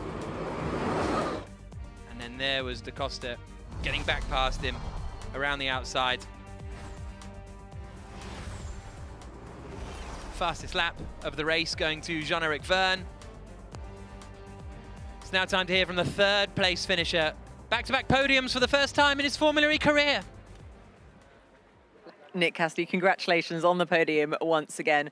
It was a fantastic race, you know, stopping for the lead of the race, but Antonio Felix da Costa just had the pace in the end. Yeah. I think pace comes down to how much energy you have, really. I think we've got to be happy with today. Whenever you're third in Formula E, it's been a good day. So we've been strong. I've got to walk away with a smile. Yeah, ultimately, part of me feels we probably should have won that race. We had a few issues we were battling with, and the full course yellow really hurt us as well. It was a bit of a luck on the draw on how it changed the energy of the race, but that's motorsport, so I've got to be happy with third. What were the issues you were battling with? Yeah. No comment, is that? Well, congratulations, and we look forward to seeing you in a few weeks' time in Sao Paulo. Nick Cassidy. So a third place finish for Nick Cassidy. Taking a third place finish.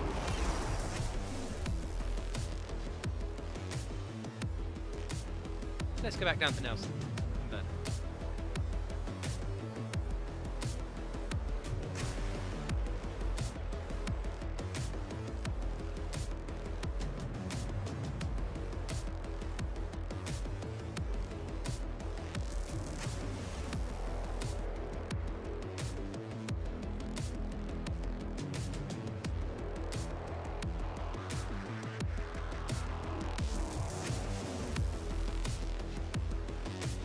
He was so, I don't know if it's a bad word or not, but gutless. He just went for it. He risked it, but he had everything under control.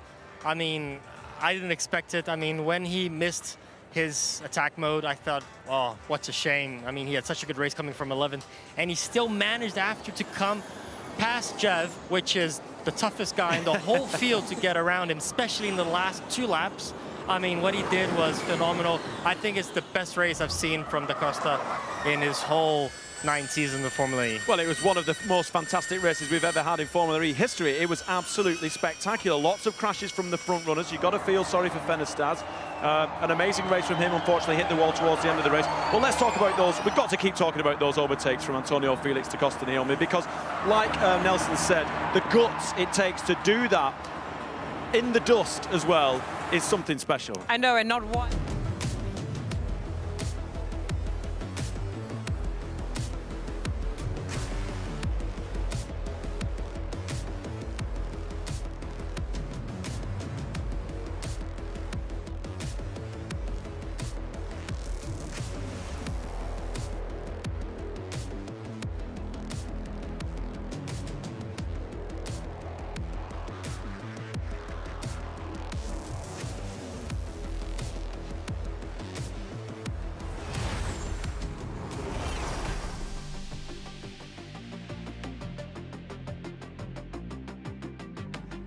Process everything, and then having Jev in front of you, like I said, one of the toughest guys to get around. Only 2 laps to the, I mean, what he did was beyond, I mean, I just want to hug him and say, what an amazing race he just done.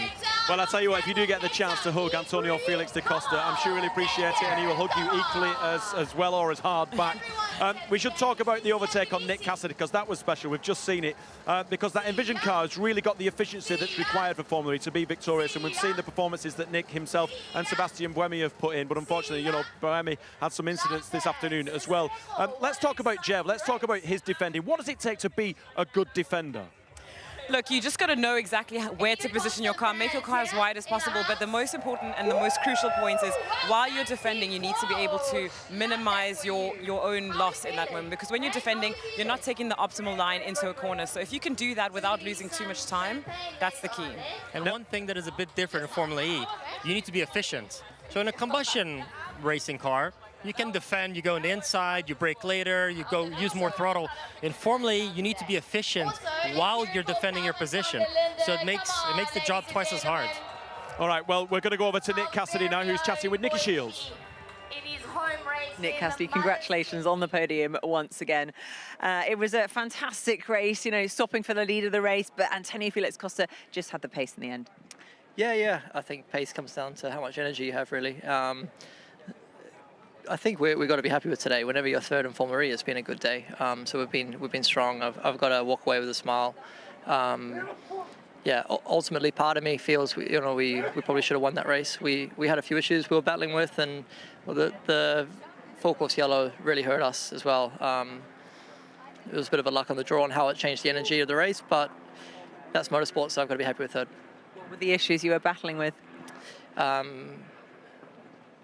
Yeah. No comment, is that? Well, congratulations, and we look forward to seeing you in a few weeks' time in Sao Paulo. Nick Cassidy. A third place for Nick Cassidy, keeping that momentum from the Envision team rolling. And let's not forget, that's a Jaguar powertrain in the back of that car. Jaguar had an indifferent day, but we should talk about that performance, because we saw Sam Bird out of the race early. Really disappointing for him. Mitch Evans, just talk to us about his race, please, Nelson. Well, Mitch, unfortunately, he had a little bit of overpower. You know, people that are not used to Formula E, it's like if you would go over a bump and the revs went a little bit too high, what you're able to do.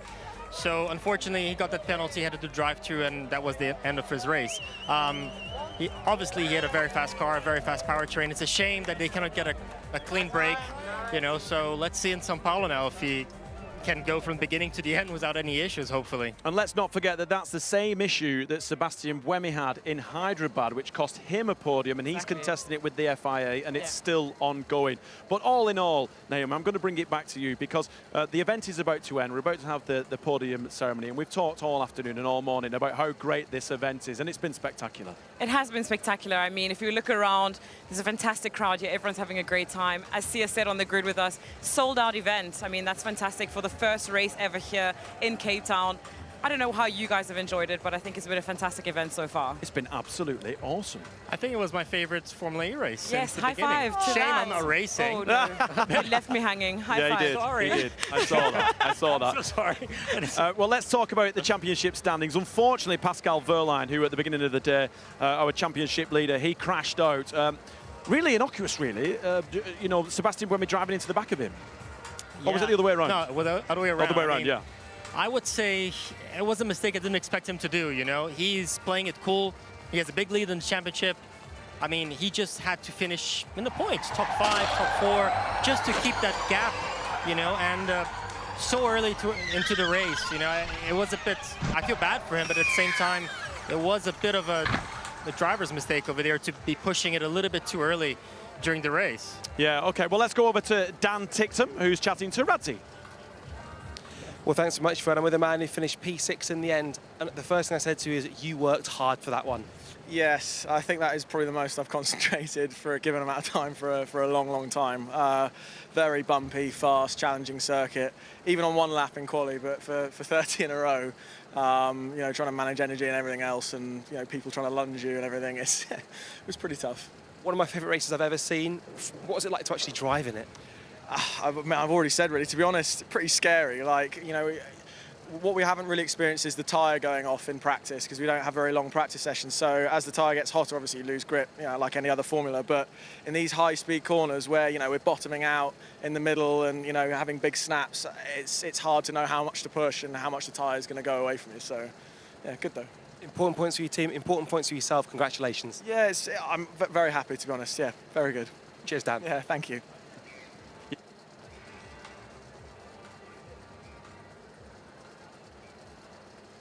Oh, we're in Vision. Hi, sorry, we're miles away from where the broadcast centre is, and I apologise because my talkback, we have this thing in our ear where the producers talk to us. Just get a load of that.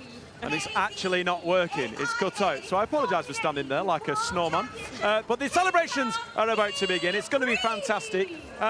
We've got to talk again about Antonio Felix da Costa. Absolutely brilliant. Well, I mean, it's amazing. We knew he had a tough beginning of the season. You know, he struggled the 2 first race weekends, and now he's coming with 2 podiums, a podium in India and a win over here. I think that just shows what Antonio's made of, you know. People were questioning him a little bit, but he's just shown today that he is one of the top drivers at the moment in Formula E. Absolutely. All right, let's go to the podium celebrations. Woohoo! Up onto the podium we go then. This huge crowd, 25,000 people came to the race today here in Cape Town.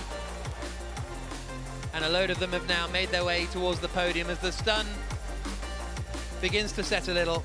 That is Andrea Hafner, member of the executive board from Envision Racing is at Porsche. Nick Cassidy! Third place is Nick Cassidy. Back-to-back podiums for the first time in his Formula E career.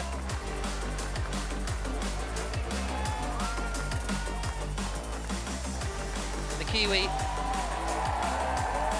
third place. After a strong race, has to be said. Never sort of, he did hit the front at one point, didn't he, actually? How many different race leaders did we have in that? Da Costa, Verne, Cassidy, Fenestraz and Gunter.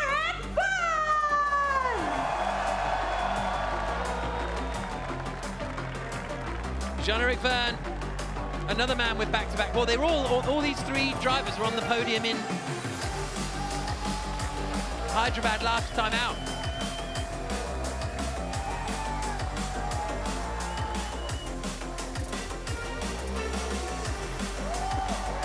Verne up onto the podium. Second place for Jean-Eric Verne. And now, here comes the race winner for the Porsche squad, the 31-year-old, his 8th victory in the ABB FIA Formula E World Championship, and it's Antonio Felix da Costa.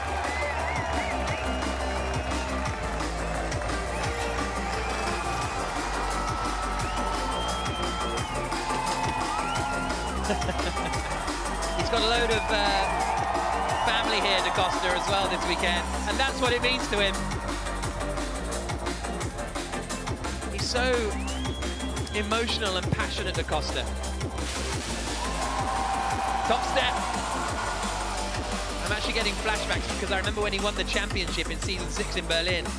Made me a bit teary during commentary, and I felt that again a little bit earlier on. But now the Portuguese national anthem.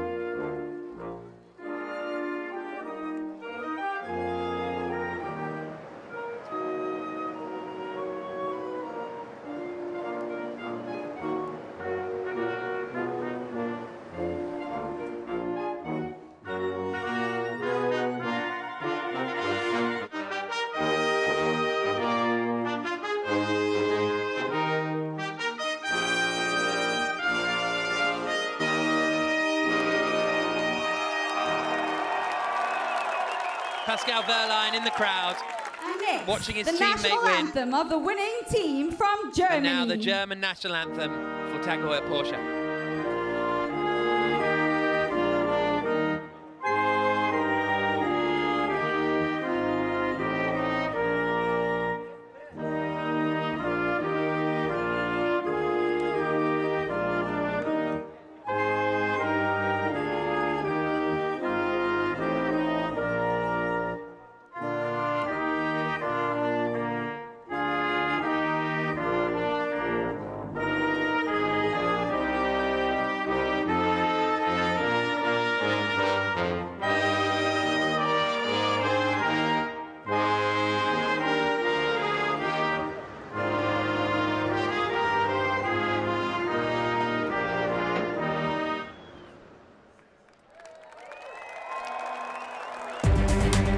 Delight for the Porsche team, another victory for them this season and their powertrain. Welcome to the stage, Premier Alan Windy from the Western Cape government to present the trophy to the winning team, Tag Heuer Porsche Formula E team.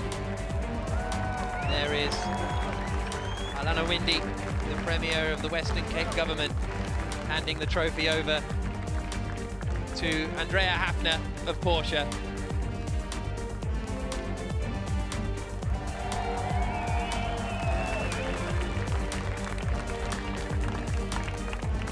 And now, please welcome Sia Khaleesi, the South African Springbok captain, to present the trophy to the That's a big old third-place cheer, isn't it, driver, for Sia Khaleesi? Cassidy!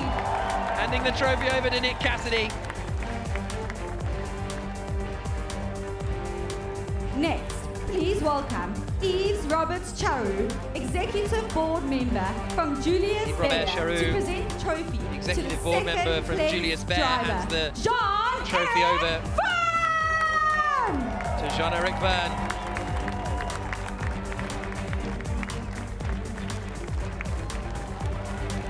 He enjoyed that race, Verne, but obviously disappointed that he's only managed to pick up that second spot. And finally, please welcome Alderman Jordan Hill Lewis, the Executive Mayor of the City of Cape Town, to present the trophy to our winner, Antonio Now the winning Felix trophy da Costa! for Antonio Felix da Costa. The top step of the podium. Alderman Jordan Hill Lewis hands the trophy And now, over. for the Formula And E look how good that Superfan, feels. Kristen Julius, to present the Moet to our winning driver, Antonio Felix da Costa! And now, it's time to celebrate. And now the celebrations. And toast with Moet! Tough year last year for da Costa. A tough start to his life at Porsche. Overshadowed by Pascal Wehrlein in the first few races of the season. But as he would say, the DAC is back. Wins in Formula E. Wins in Cape Town. The celebration's beginning now, and they will carry long, long into the night. I can guarantee you that with da Costa.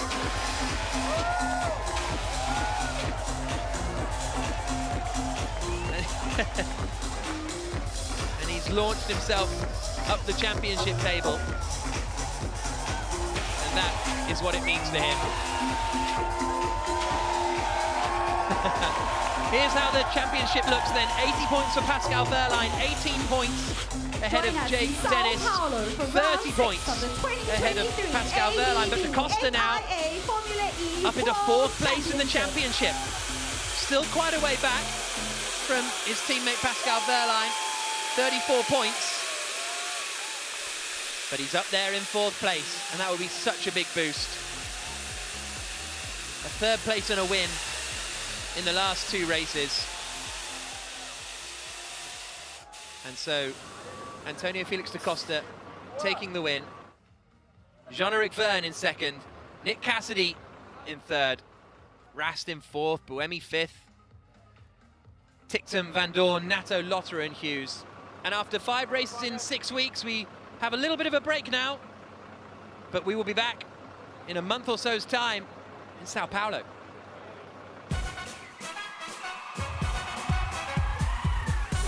inaugural Julius Baer Sao Paulo E-Prix.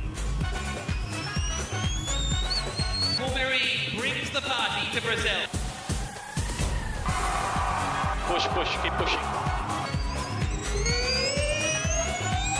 Prepare to be electrified.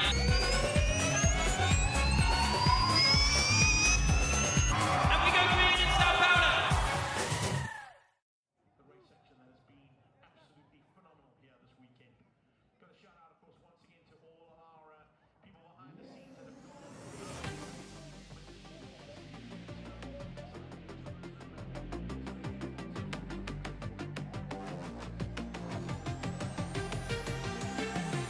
So, Sao Paulo coming up next. Very much looking forward to that. Funny story, booked my flights to Sao Paulo for the wrong month. Booked one for last Wednesday, missed it. So that's not gone well. Had to buy another one this week. But we'll be there, guarantee it. And very much looking forward to another new circuit in the ABB FIA Formula E World Championship. Another one coming up later on. It's not a new track itself in Portland, but still an entertaining race. So many stories to get stuck into. Remember, Sam Bird didn't start the race. Remember Mitch Evans running up at the front again and something going wrong again. This time a penalty for power overuse. But there are the celebrations for Da Costa.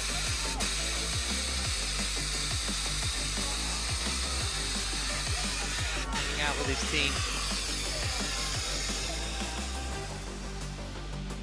Table Mountain over there in the background. The team now making their way up onto the podium for the traditional photo at the end of the race. Not the first time they've done this season. The third, in fact.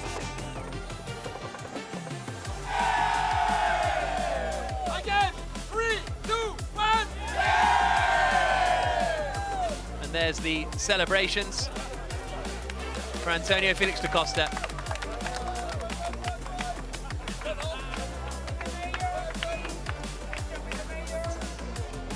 The mayor coming in and joining as well for the photo.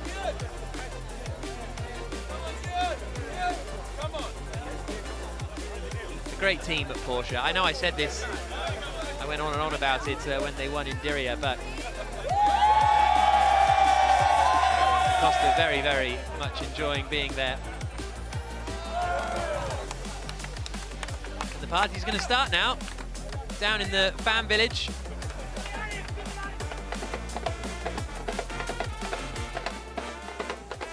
The celebrations continuing in Cape Town after Antonio Felix da Costa's victory. His teammate Pascal Wehrlein there, still the championship leader with 80 points. Da Costa's now on 46.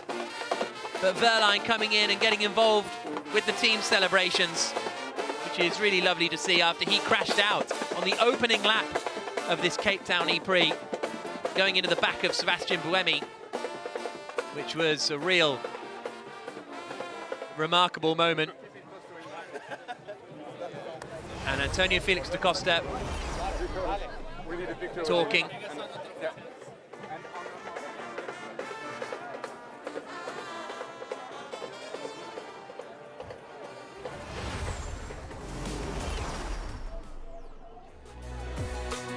So the celebrations continuing for Antonio Felix da Costa after a remarkable performance, remarkable drive, remarkable overtake in a remarkable race in Cape Town.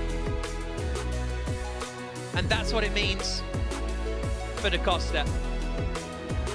He had a difficult start to his year with Porsche after making the move over the winter. But he's hit the front from 11th on the grid as well. The rest of his Formula E race wins have all come from pole position. Absolutely remarkable. Well, very happy moments for da Costa, but there were some hard luck stories out there as well. and in particular Jaguar. I think Nicky Shields can bring us up to speed on that. This is the joy of Formula E. You never quite know how your day is going to go because it started off so well. We saw the pace and performance from both Mitch Evans and Sam Bird. Let's focus first of all on what happened to Mitch in the race with that drive-through penalty. Yeah, we're just analysing. The car's literally plugged in as we speak, and we're just getting the data off the car to see where the illegal overpower is. So once we know, we'll then decide what course of action we take. But yeah, it's really frustrating. We were very, very strong again.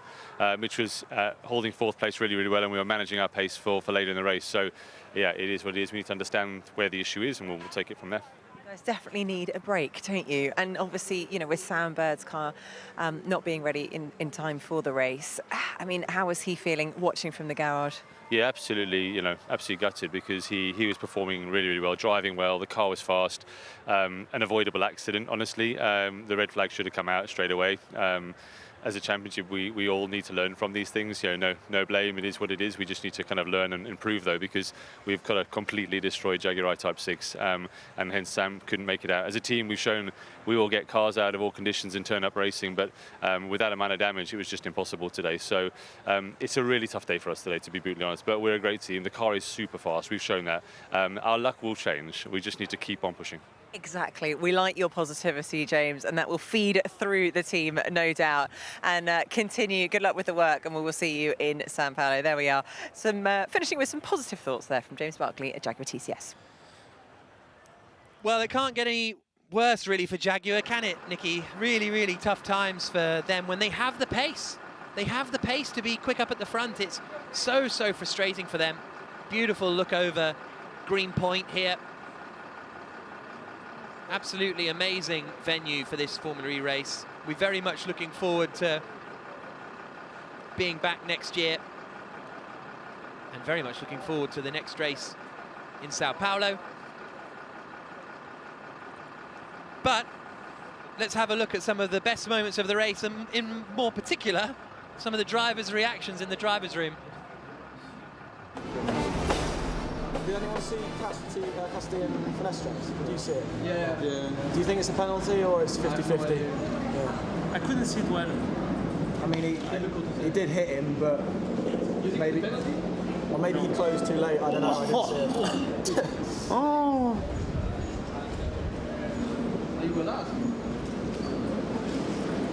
Oh no. Attends plus, hein. Oh là là. Mais when? Yeah, it was a mess. He missed that. Yeah, he did, yeah.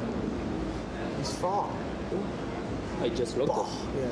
With this car, when you locked up, you go faster. Yeah. He locked up. Was that good? Elle a bien touché. Il est drôle. Et lui, il se bat. Il avait la jambe cassée. Il dit mais cement place. They're flat the whole way. What? Oh. Jesus. Right. That's a good one. You wanted to win. Yeah. Large balls, man. That's a big... Large one.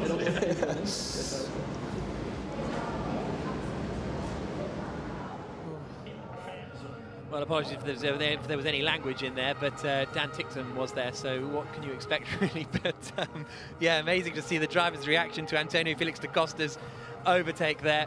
Absolutely remarkable stuff. Right, let's hoover up some more news from down in the pit lane. Nicky Shields has found another victim. Well, joining me now is Stoffel van Dorn for DS Penske. Now, it was a tough race. It was what was the race like for you from your perspective, starting in P12, finishing in P7?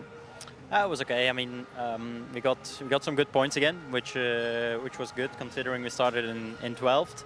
Yeah, I think I just need a little bit of luck sometimes in qualifying. I was on a really good lap in my group, which would have put me into the duels, but yeah, unfortunately there was Edo's crash and the red flag stopped the show, let's say. So yeah, had to do a little bit of work in the race. Got back to 7th.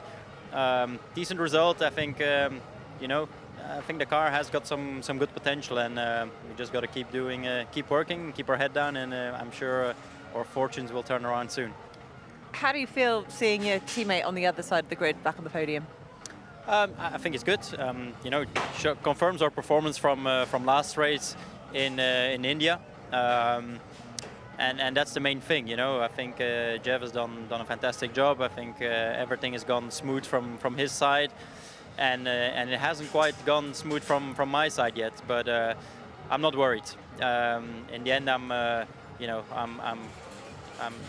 confident and happy to see that the car is capable to do this, and just takes a little bit of fortune sometimes to turn things around.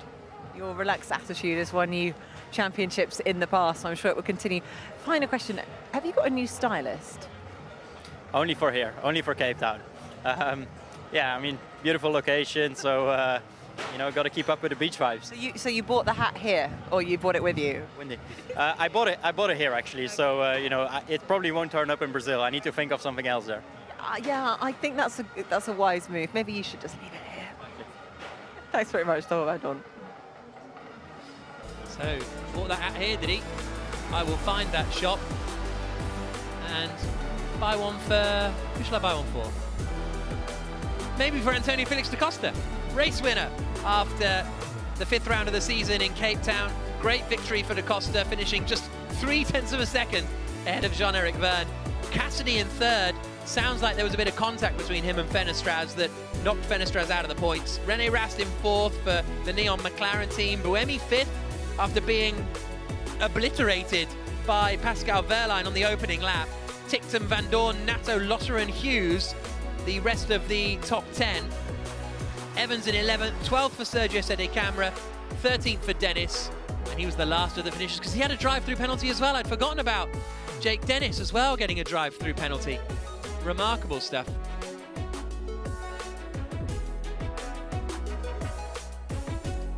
Pascal Wehrlein takes the win of the championship, 80 points for the Tag Heuer Porsche driver, 18 clear of Jake Dennis. Jean-Eric Vergne in 3rd, da Costa 4th, Cassidy in 5th in the standings. So Wehrlein still has his lead, for sure.